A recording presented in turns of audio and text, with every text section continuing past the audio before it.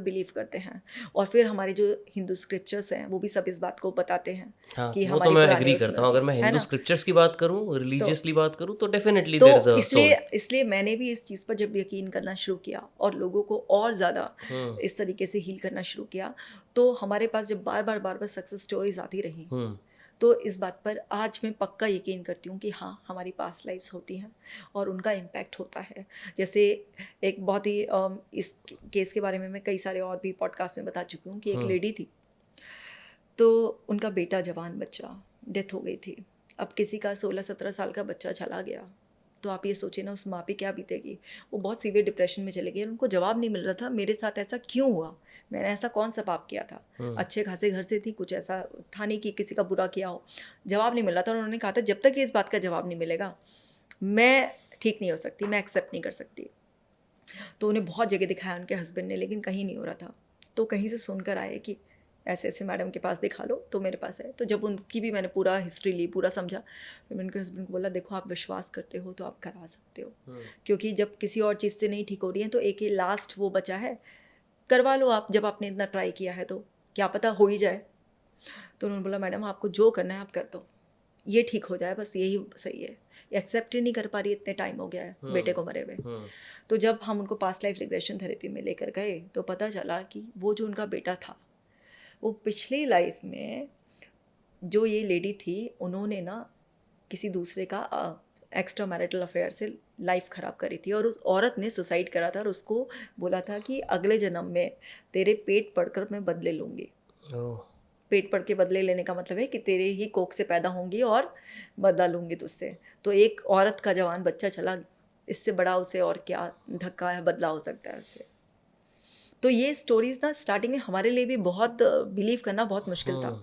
और स्टार्टिंग में ऑनेस्टली मुझे भी ऐसा लगता था कि ये दिमाग ने तो नहीं कहानी बनाई। हम्म। लेकिन जब उस लेडी को एक्सेप्टेंस आ गई, अब ये दिमाग की कहानी हो या उसके पिछले जन्म में ऐसा हुआ हो, मैं कर ही नहीं सकती। पहली बात तो मैं क्यों अपना दिमाग ख़राब करूं जब उसकी प्रॉब्लम सॉल्व हो गई जो कहीं नहीं सॉल्व हो रही थी, और उसे सबर आ गया इस बात से। बट कभी ऐसा भी हुआ है कि किसी ने पास्ट लाइफ रिग्रेशन थ्योरी करवाई हो, ये सब किया हो, थेरेपी करवाई हो, सॉरी, एंड उसने वापस जाके उस जगह पे वेरीफाई किया हो रियलिटी में? जैसे आपने बोला कि मान लो एग्जांपल ले लेते हैं कि पिछले जन्म की ही बात हम्म। है कि मैं वहाँ पे यहाँ पे पढ़ती थी और जो भी let's let's x y z, and जो इस टाइम पे करंट लाइफ की बात कर रहे हैं वो बंदा सच में वहाँ जाके देखता है कि सच में वैसा कुछ था वहाँ पे या नहीं था।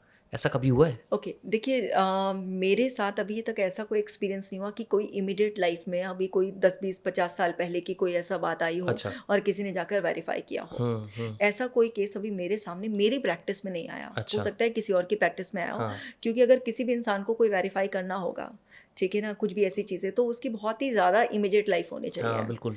तो वो मेरे साथ तो अभी तक ऐसा कुछ वो तो एक्सपीरियंस नहीं लिटरली हुआ। पास्ट ही होनी चाहिए एकदम। हाँ, हाँ। तो वो तो मेरे साथ नहीं एक्सपीरियंस हुआ। अच्छा।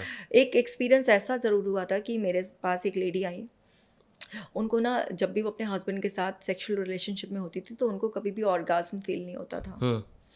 तो वो बहुत परेशान थे इस बात से और उनका धीरे धीरे सेक्सुअल इंटरेस्ट ख़त्म होता जा रहा था। अब हस्बैंड की वजह से उनको क्लोज़ होना पड़ता था। हम्म। तो बहुत ज़्यादा परेशान थी इस बात से, हस्बैंड से लड़ती भी थी, बहुत कुछ ऐसा था। तो उनको ना समझ में नहीं आ रहा था, कई गायनी से भी कंसल्ट कर चुकी थी, सब चेक करके बोलते थे सब सही है, आप थोड़ा इंटरेस्ट लो हस्बैंड में, ये सब चीज़ें ऐसे करके, लेकिन उनकी प्रॉब्लम सॉल्व नहीं हो रही थी। उन्होंने खूब इंटरेस्ट लेने की भी कोशिश की, सब कुछ, लेकिन सॉल्व नहीं हो रहा था। तो मेरे पास खुद ही ज़िद कर आई कि मुझे अपनी पास्ट लाइफ रिग्रेशन थेरेपी करानी है और मैंने सुना है कि जो इश्यूज़ वैसे सॉल्व नहीं होते, तो इससे हो मुझे, जाते हैं, हाँ। हाँ, मुझे कुछ डाउट हो रहा था, क्योंकि जब इतनी सारे आप केसेस देख लेते हो ना तो आपको थोड़ा थोड़ा आइडिया लग जाता है, एग्जैक्ट तो नहीं लेकिन आइडिया। तो मुझे ऐसा लग रहा था कि इनकी लाइफ में कुछ ऐसा निकलेगा जो इनको देखकर अच्छा नहीं लगेगा। तो मैंने उनको काफ़ी मना किया कि आप मत देखो, कोई बात नहीं, आप, मैं दूसरी तरीके आपको सिखाती हूँ, आप जिस तरीके से आप ना अपने आप को अंदर से हील कर सकते हो, हस्बैंड के लिए प्रिपेयर कर सकते हो, या इस तरीके से। नहीं मानी कि नहीं, मुझे तो पास्ट लाइफ रिग्रेशन थेरेपी ही करानी है। तो जब क्लाइंट इतना ज़िद पर अड़ जाता है और बहुत रिक्वेस्ट करता है तो हमें कई बार करना होता है, लेकिन मैंने उनको बहुत प्रिपेयर किया, आप जो भी देखेंगी तो आप उसको वहीं पर छोड़ दीजिएगा।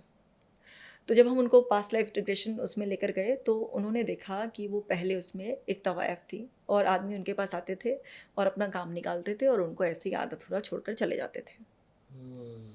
तो वो मेमोरीज़ उनको अभी तक परेशान कर रही थी, इसलिए उनको अपनी सेक्सुअल लाइफ में वो चीज़ें कभी भी प्लेजर फील नहीं होता था, कभी उनको हमेशा अधूरापन फील होता था, उनको वो फील ही नहीं होता था मैं वो जितना चीज़ें। ज़्यादा सुन रहा हूँ ना और उतना वो ज़्यादा बिलीव होता जा रहा है मुझे। वो इतना रोई उसके बाद हमने उनको वो चीज़ें मेमोरी रिलीज़ करा दी कि वो पास था, सब डिस्कनेक्ट कर दिया। पूरा एक लंबा प्रोसीजर होता है, 1 डेढ़ घंटे की थेरेपी होती है, तो पूरा रिलीज़ करा दिया। लेकिन उसके बाद भी आपको पता तो रहता ना, जैसे मुझे अपनी लाइफ याद रह गई, हाँ बहुत रोई, बहुत ही ज़्यादा रोई उस चीज़ को। मतलब कि मैं ऐसी थी, मैं इतना गंदा काम करती थी, क्या वो आपकी दूसरी लाइफ थी, उसमें अलग हालात थे, अलग सब चीज़ें थी।